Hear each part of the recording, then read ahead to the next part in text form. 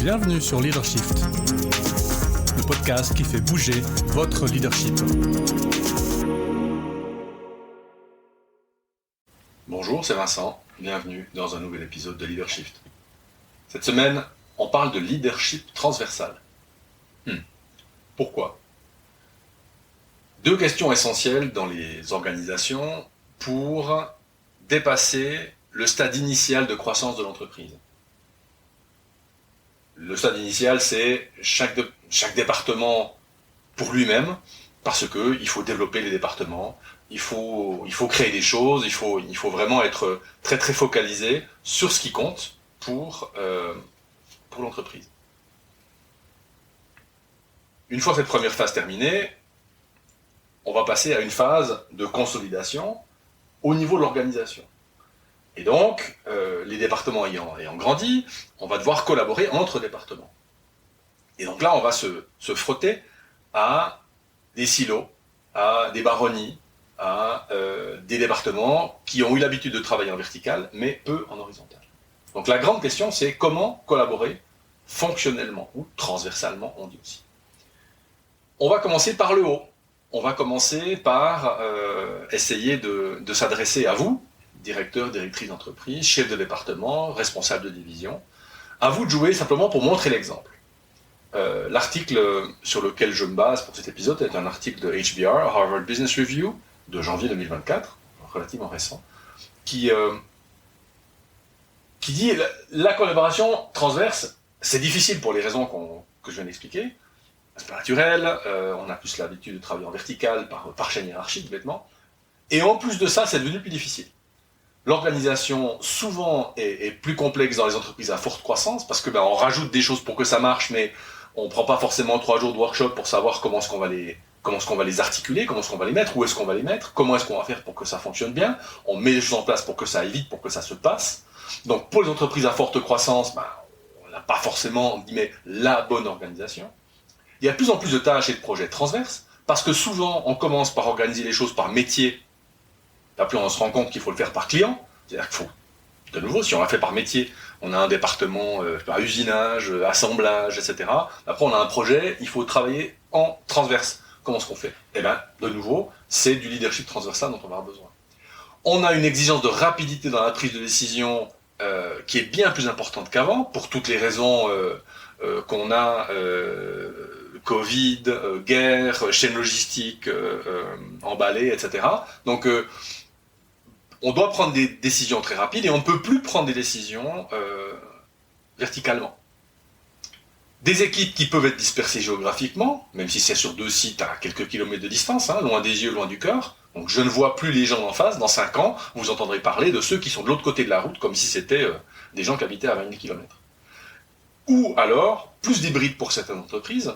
Donc des entreprises qui bossaient avant 100% des personnes sur un site, mais maintenant, post-Covid, on fait de l'hybride, on fait du home office, on fait peut-être même des gens qui travaillent dans d'autres villes de Suisse, mais qui appartiennent à la même entreprise. Donc, par exemple, on ouvre des bureaux à Lausanne ou à Genève ou à Zurich. Et puis, enfin, la collaboration transverse difficile. Pourquoi ? Parce que les objectifs et les incitations, eux, sont encore et toujours verticaux. C'est-à-dire qu'on est toujours encore dans des systèmes de performance qui récompensent beaucoup la performance individuelle, voire départementale, et moins la performance transversale. Donc, collaboration difficile, collaboration transverse plus difficile. Alors du coup, HBR se dit comment est-ce qu'on fait, comment est-ce qu'il est possible de faire, et donc ils se sont intéressés aux personnes qui y arrivent.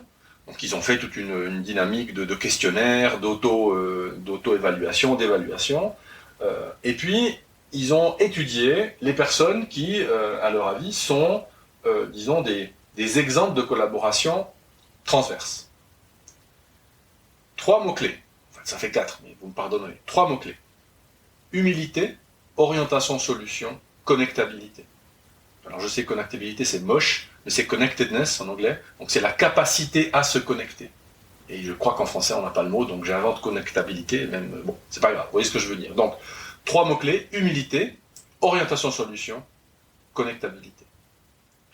Si on arrive à mettre ces 3 mots-clés en pratique, alors on a plus de chances d'être meilleur dans le travail transversal, dans la collaboration transversale. Alors, voyons comment dans le détail. Premier facteur, premier mot-clé, humilité.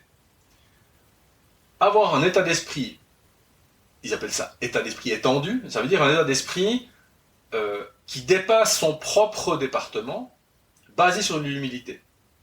Donc, ce sont des gens, ce premier mot-clé indique que ce sont des gens qui pensent entreprise d'abord, qui pensent client d'abord, par exemple. En disant, ok, même si moi, ça ne va pas immédiatement, directement dans mon sens, est-ce que ça va dans le sens de l'entreprise, dans le sens du client? Vous voyez là en parenthèse, comme si les incitations ne sont pas alignées à ça, les gens ont tendance à dire, écoute, après moi le déluge, donc moi je fais pas mon département, et le reste c'est pas mon problème. Humilité, donc plus altruiste. Les gens qui vont accepter de se dire, la vérité n'est pas forcément chez moi. Il y a une phrase qui dit dans l'article, que j'ai mis dans les notes du podcast, vous pouvez le lire, chercher les réponses là où elles sont. Et donc pas forcément dans mon département. Ça veut dire que peut-être que l'autre département a raison. Peut-être que l'équipe d'à côté a raison. Peut-être que mon collègue qui me casse par ailleurs les pieds en comité de direction tous les lundis, peut-être que c'est lui qui a raison. Et c'est lui qui a la solution, ou eux qui ont la solution pour résoudre le problème. Donc l'humilité là nous sert à nous dire, ok, je ne suis pas là pour avoir raison, je suis là pour trouver les réponses et les compétences là où elles sont. Et je suis là pour réfléchir entreprise. Alors, c'est évidemment en tension avec la défense du département, mon département, comme on a souvent l'habitude de dire. Mais, vous voyez que dire défense du département, mais contre qui je le défends? Contre les autres. Oui, mais dans ce cas-là, c'est une des premières tâches d'une direction, donc d'un directeur ou d'une directrice, c'est de gérer les conflits organisationnels. C'est qu'est-ce qui, dans mon organisation, je dirais mécaniquement, génère des conflits. Et on sait par exemple que partout où il y a des interfaces, sous-entendu des départements, eh bien, il y aura des conflits. Donc comment est-ce que je m'assure, comment est-ce que je fais pour qu'il y ait moins de conflits dans ces interfaces, dans ces interstices? Ça, c'est le premier mot-clé, humilité. Deuxième mot-clé, que j'avais appelé orientation-solution, compétence d'orientation-solution basée sur l'empathie et la curiosité. Donc, comment faire? Par exemple, clarifier les besoins et les contraintes des autres départements. Est-ce que je comprends les besoins et les contraintes des autres départements? Est-ce que je suis capable de m'expliquer à moi-même, et encore mieux d'expliquer à mes troupes, qui auront tendance, après moi, évidemment, à fonctionner département d'abord, est-ce que mes troupes comprennent les contraintes et les besoins des autres départements? Est-ce que j'utilise plutôt la négociation que l'argumentation? Quand il y a un problème, est-ce que j'essaie d'avoir raison, ou est-ce que je suis orienté solution et que j'essaie d'utiliser la négociation, qui est un des mécanismes essentiels de la recherche de solutions, consensuelles? Et donc là, on voit qu'il y a une tension avec la compétitivité favorisée par les incitations verticales. Et donc là, de nouveau, une petite tâche pour les directeurs et directrices, et là, vous pouvez vous appuyer sur vos collègues DRH, changer la structure des objectifs et des incitations. Aujourd'hui, avoir des entreprises qui fonctionnent avec 80% d'incitation individuelle et 20% d'incitation d'entreprise, je pense que c'est une erreur. Je pense qu'il y a peut-être des exceptions, je ne dis pas le contraire. Mais pour des entreprises dans lesquelles la collaboration pour servir le client doit passer par une collaboration horizontale, il faut simplement que les incitations représentent ou relaient cette réalité organisationnelle.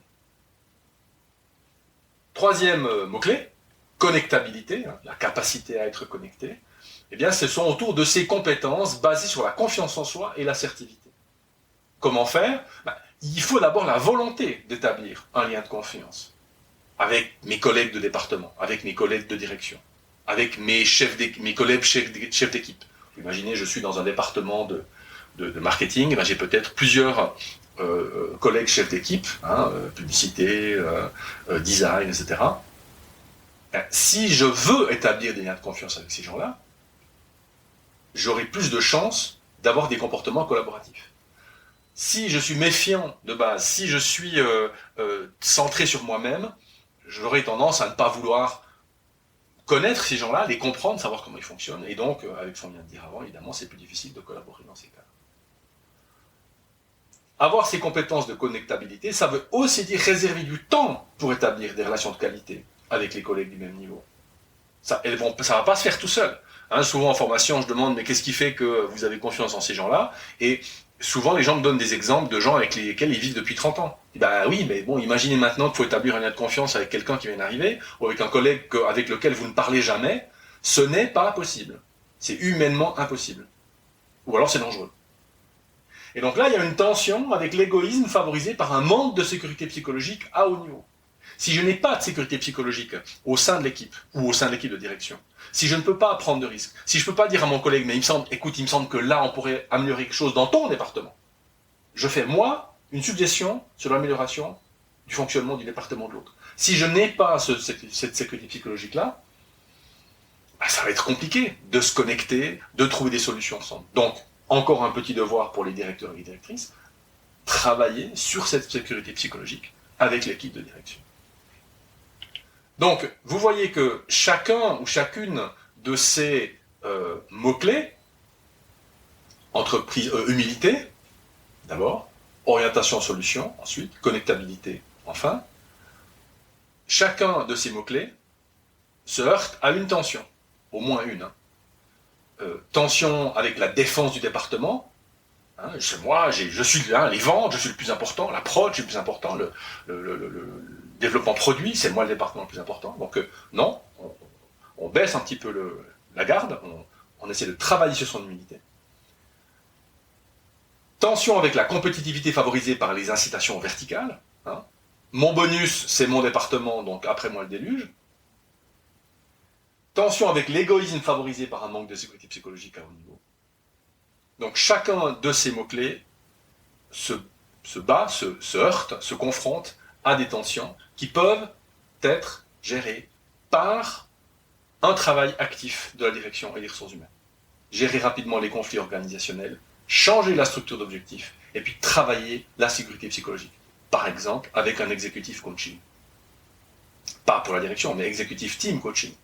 Donc, un exercice qu'on fait avec l'ensemble des membres de la direction pour favoriser ces échanges, ces liens de confiance. Pour les chefs de département, vous, directement, qu'est-ce que vous pouvez faire pour aller dans cette direction d'une meilleure collaboration? Alors, apprendre à mieux se connaître en tant qu'être relationnel. Est-ce que je sais comment j'établis des relations? Est-ce que je sais quel type de relations sont faciles pour moi et lesquelles sont difficiles pour moi? Avec quel type de personnes j'engage facilement la collaboration? Avec quel type de personnes je n'engage pas facilement la relation? Et mon job en tant que chef de département ou en tant que directeur ou directrice, c'est pas simplement de me dire « Ah ben lui c'est un con », c'est de me dire « Ok, je dois essayer de trouver des accroches parce que mon job c'est de travailler avec cette personne, même si je ne l'aime pas ou même si on n'a pas d'atome crochu, pour ainsi dire. » Deuxième chose, j'utilisais la négociation presque systématiquement. L'argumentation ne sert à rien dans la collaboration. L'argumentation, ça sert à gagner, ça ne sert pas à collaborer. Donc, utilisez la négociation. Troisième chose à faire, en tant que chef de département, je suis dans cette situation-là, je peux utiliser ce qu'ils appellent la dynamique des croquis pour engager les conversations. La dynamique de croquis, simplement, c'est de pas arriver avec un plan en 84 étapes et un budget de 150 000 balles, mais peut-être d'arriver avec une idée schématisée et de dire à l'autre, mais écoute, j'aimerais qu'on travaille là-dessus ensemble, construisons-le ensemble, faisons-le ensemble. Je sais pas, on imagine une nouvelle chaîne logistique à mettre en place. Ben, ok, bien sûr que le responsable logistique peut s'asseoir avec ses troupes et puis faire un plan qui va présenter la direction. Mais imaginez comment va se sentir la qualité ou la production qui, eux, vont recevoir ça comme une imposition. Ben, non, en tant que responsable logistique, je me fais bien sûr mon petit brainstorming avec mon équipe, par exemple, ou même j'engage directement le brainstorming avec l'équipe de production, par exemple, en disant, ben voilà, il y en a un problème de suivi des commandes, par exemple. Comment est-ce qu'on fait? On travaille ensemble. On essaie d'établir l'outil ensemble pour collaborer. La collaboration, c'est déjà pas facile de base. C'est rendu encore plus difficile par la situation dans laquelle nos entreprises, nos organisations se trouvent aujourd'hui. Donc, les quelques pistes données par HBH sont, à mon sens, vraiment intéressantes. Certaines très pratiques pour les chefs de département, certaines un peu plus compliquées pour les directrices, directeurs et responsables RH. Mais ce sont des choses qui sont dans le domaine du possible et sur lesquelles, évidemment, Coapta est prêt à vous accompagner. C'est la fin de cet épisode. Je vous dis à la semaine prochaine. Ciao.